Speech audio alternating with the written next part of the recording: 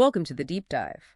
Today we're jumping into Theodore Homuth's True Veil Blues. Yeah, it's a really atmospheric book. Definitely. So for this deep dive, we're basically using the book itself to explore this small town, Cross Hollow, dealing with, well, an unseen darkness. Now, music fits into that, right? And resilience. Exactly. It kicks off focusing on Luther, this blues musician. His guitar is like part of him. Mm-hmm.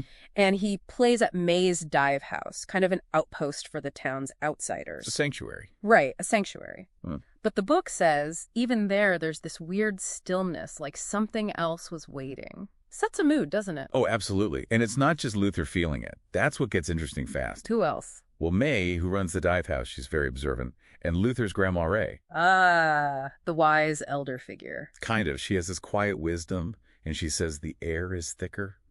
Feels like she's been waiting on it for a long time. Wow, like an intuition, or something more. The book frames it as maybe something deeper.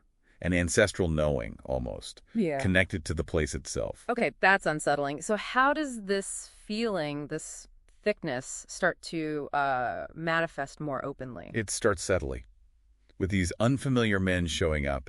Later, they're called the stranger. Just one entity, or? It seems like one presence, maybe using different faces. Its presence just starts to gnaw at the town. It's not immediate chaos. It's a slow burn. Exactly. And May, she senses it's not just the usual tensions, racial or otherwise, that already exist there. Right. She feels it's something older, darker, something that's been sleeping for far too long. So it's like tapping into something pre-existing, using the town's own fault lines. Precisely. The book is really clear on that. The darkness exploits the cracks already there. Chilling. How does that play out? How does the town actually unravel? You start seeing missing persons flyers. Sarah McAllister, Billy Croft, Marianne Reed, Tommy Ray. Just names on paper, but it adds up. God, yeah. Just gone. And it's not just people vanishing. Arguments flare up.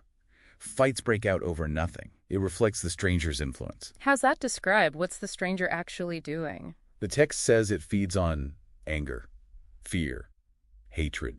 Like throwing kindling on embers. It gives folks what they already want. So it's an amplifier, not necessarily a puppet master. Makes it scarier somehow. It really does. It feels more insidious. The corruption comes from within, just nudged. Is there a tipping point, a moment where it all boils over? Oh, yeah. There's a huge violent brawl at May's place, the sanctuary. Oh, no. And the livery stable gets burned down, arson. The town is described as becoming sick.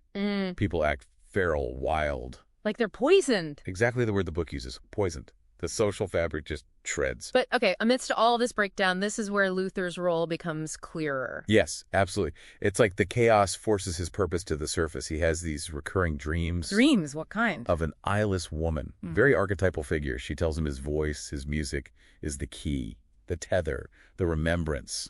The tether. I like that. Yeah. And she gives him instructions. Sing when they scream. Play when they fight. Stand when others fall. So his blues isn't just blues anymore, it's something else. Ancient power. That's the implication. A power to counter the chaos. But he doesn't fully grasp it alone. Who helps him figure it out? May. May steps up. She has this book of elder spells.